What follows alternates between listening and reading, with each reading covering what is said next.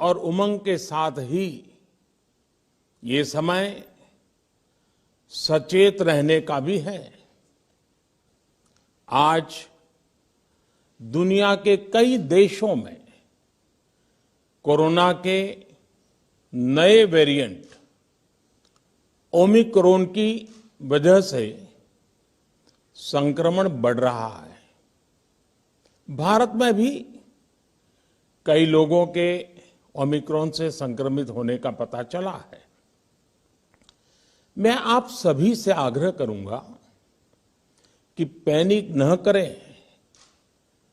हां, सावधान रहें, सतर्क रहें, मास्क उसका भरपूर उपयोग करें और हाथों को थोड़ी थोड़ी देर पर धुलना, इन बातों को हमें भूलना नहीं है। आज जब वायरस म्यूटेट हो रहा है तो हमारी चुनौतियों का सामना करने की ताकत और आत्मविश्वास भी मल्टीप्लाई हो रहा है। हमारी इनोवेटिव स्पिरिट भी बढ़ रही है। आज देश के पास 18 लाख आइसोलेशन बेड्स हैं, 5 लाख ऑक्सीजन सपोर्टेड बेड्स हैं, 1,40,000 आईसीयू बेड्स हैं। आईसीयू और नॉन आईसीयू बेड्स को मिला दें तो 90,000 बेड्स विशेष तौर पर बच्चों के लिए भी हैं। आज देश में 3,000 से ज्यादा पीएसए ऑक्सीजन प्लांट्स काम कर रहे हैं। 4 लाख ऑक्सीजन सिलेंडर्स देश भर में दिए गए हैं। राज्यों को जरूरी दवाओं की बफर डोज तैयार करने में सहायता की जा रही है।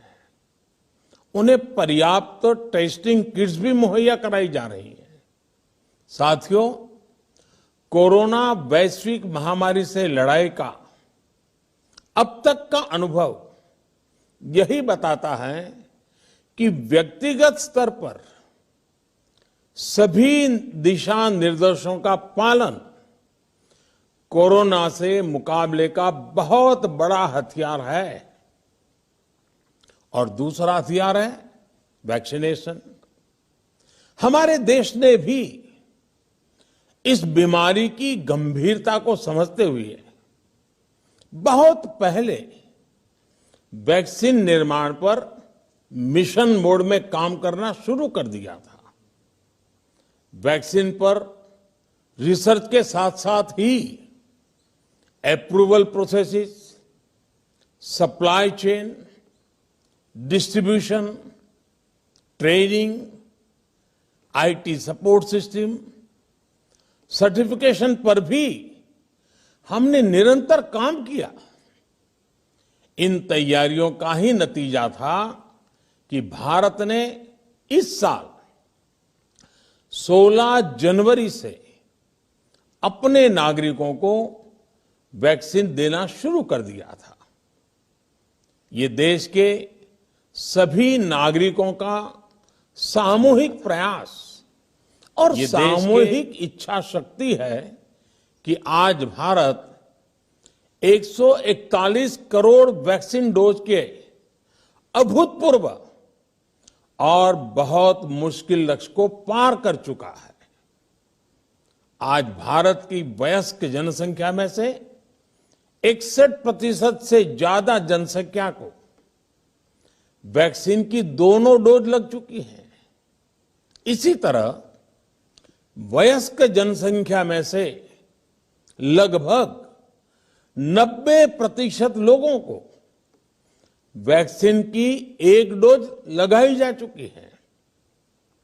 आज हर भारतवासी इस बात पर गर्व करेगा कि हमने दुनिया का सबसे बड़ा, सबसे विस्तारित और कठिन भौगोलिक स्थितियों के बीच इतना सुरक्षित वैक्सीनेशन अभियान चलाया। कई राज्य और विशेष तौर से टूरिज्म की दृष्टि से महत्वपूर्ण राज्य जैसे गोवा, उत्तराखंड, हिमाचल जैसे राज्यों ने 100% सिंगल डोज वैक्सीनेशन का लक्ष्य हासिल कर लिया है। आज देश के दूर सुदूर गांवों में जब 100% वैक्सीनेशन की खबरें आती हैं तो मन को संतोष होता है। यह प्रमाण है हमारे हेल्थ सिस्टम की मजबूती का, हमारी टीम डिलीवरी का, हमारे हेल्थ केयर वर्कर्स के डेडिकेशन और कमिटमेंट का, और देश के सामान्य मानवी के अनुशासन और विज्ञान में उनके विश्वास का। हमारे देश में जल्दी ही नेजल वैक्सीन और दुनिया की पहली डीएनए वैक्सीन भी शुरू होगी। साथियों, कोरोना के खिलाफ भारत की लड़ाई शुरू से ही वैज्ञानिक सिद्धांतों, वैज्ञानिक परामर्श और वैज्ञानिक पद्धति पर आधारित रही है। पिछले 11 महीने से देश में वैक्सीनेशन अभियान चल रहा है। देशवासी इसके लाभ भी महसूस कर रहे हैं। उनकी रोजमर्रा की जिंदगी सामान्य हो रही है। आर्थिक गतिविधियां भी दुनिया के कई देशों की तुलना में उत्साहजनक रही हैं। लेकिन साथियों, हम सभी जानते हैं कि कोरोना अभी गया नहीं है। ऐसे में सतर्कता बहुत जरूरी है। देश को सुरक्षित रखने के लिए, देशवासियों को सुरक्षित रखने के लिए हमने निरंतर काम किया है।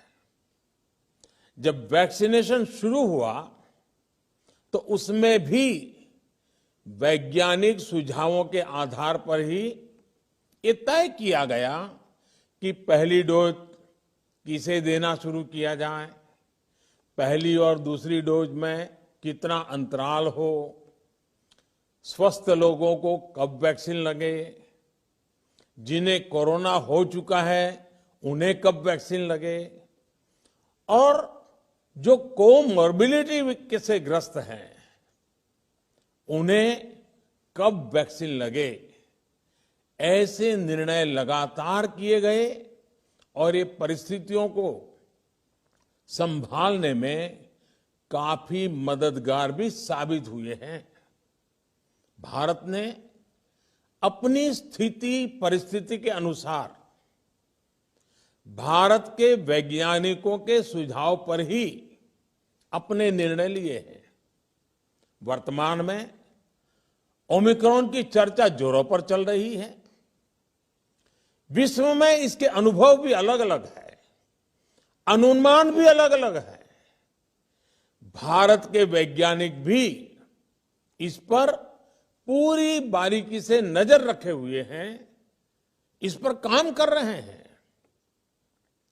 हमारे वैक्सीनेशन को आज जब 11 महीने पूरे हो चुके हैं तो सारी चीजों का वैज्ञानिकों ने जो अध्ययन किया है और विश्व भर के अनुभवों को देखते हुए आज कुछ निर्णय लिए गए हैं। आज अटल जी का जन्मदिन भी है, क्रिसमस का त्योहार भी है, तो मुझे लगा कि इस निर्णय को आप सबके साथ साझा करना चाहिए। साथियों, 15 साल से 18 साल की आयु के बीच के जो बच्चे हैं, अब उनके लिए देश में वैक्सीनेशन प्रारंभ होगा। 2022 में 3 जनवरी को सोमवार के दिन से इसकी शुरुआत की जाएगी। ये फैसला कोरोना के खिलाफ देश की लड़ाई को तो मजबूत करेगा ही, स्कूल कॉलेजों में जा रहे हमारे बच्चों की और उनके माता पिता की चिंता भी कम करेगा। साथियों, हम सबका अनुभव है कि जो कोरोना वॉरियर्स हैं, हेल्थ केयर और फ्रंटलाइन वर्कर्स हैं, इस लड़ाई में देश को सुरक्षित रखने में उनका बहुत बड़ा योगदान है। वो आज भी कोरोना के मरीजों की सेवा में अपना बहुत समय बिताते हैं। इसलिए प्रिकॉशन की दृष्टि से सरकार ने निर्णय लिया है कि हेल्थ केयर और फ्रंटलाइन वर्कर्स को वैक्सीन की प्रिकॉशन डोज भी प्रारंभ की जाए। इसकी शुरुआत 2022 में 10 जनवरी सोमवार के दिन से की जाएगी।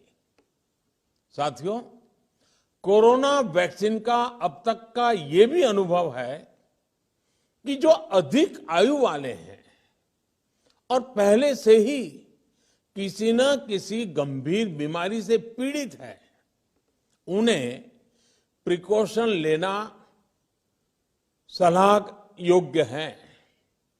इसको ध्यान में रखते हुए 60 वर्ष से ऊपर की आयु के कोमॉर्बिडिटी वाले नागरिकों को उनके डॉक्टर की सलाह पर वैक्सीन की प्रिकॉशन डोज का विकल्प उनके लिए उपलब्ध होगा।